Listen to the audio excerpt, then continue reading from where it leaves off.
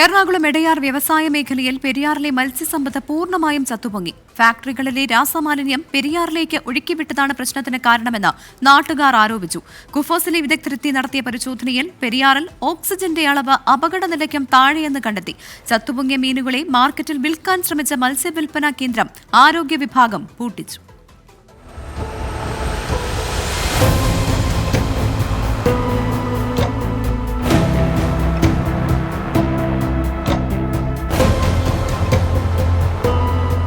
ഇന്നലെ രാത്രി 8:30യോടെയാണ് എടയാർ വ്യവസായ മേഖലയിലെ ഫാക്ടറികളിൽ നിന്ന് രാസമാലിന്യം പെരിയാറിലേക്ക് തള്ളിയത്.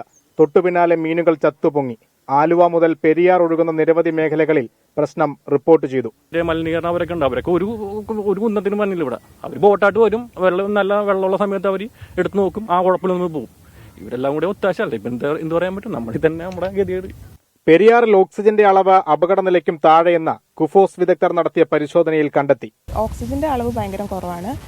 ഞങ്ങൾ ഓക്സിജൻ നോക്കുമ്പം ഇപ്പം 2 ppm, അതായത് മില്ലിഗ്രാം പെർ ലിറ്റർ, ഭയങ്കര കുറവാണ്. മീനിനൊന്നും ജീവിക്കാൻ വരെ പറ്റില്ല. മത്സ്യകർഷകർക്ക് ലക്ഷങ്ങളുടെ നാശനഷ്ടമാണ് ഉണ്ടായത്. ഇതോടെ ചത്ത മീനുകളുമായി പഞ്ചായത്ത് ഓഫീസിലും തുടർന്ന് മലിനീകരണ നിയന്ത്രണ ബോർഡിലും കർഷകർ പ്രതിഷേധം നടത്തി. ഈ മത്സ്യം വിറ്റ് ഇവർക്ക് ലോണുകളും കാര്യങ്ങളും തിരിച്ചടക്കാമെന്നുള്ള കർഷകരും ഒത്തിരിയുണ്ട്. അപ്പോൾ ഈ നഷ്ടം നമുക്ക് പരിഹരിക്കാൻ കഴിയുന്ന രീതിയിലുള്ളതല്ല. പക്ഷേ എങ്കിലും ഇവർക്ക് നഷ്ടപരിഹാരം വളരെ ആവശ്യമാണ്. ചത്തുപൊങ്ങിയ മീനുകൾ വരാപ്പുഴ മാർക്കറ്റിൽ വിൽപ്പനയ്ക്കെത്തിച്ച മത്സ്യവിൽപ്പന കേന്ദ്രം പഞ്ചായത്ത് ആരോഗ്യ വിഭാഗം പൂട്ടിച്ചു. ഇതര സംസ്ഥാന തൊഴിലാളികളാണ് ചത്ത മീനുകളുമായി മാർക്കറ്റിലെത്തിയത്. 24 കൊച്ചി.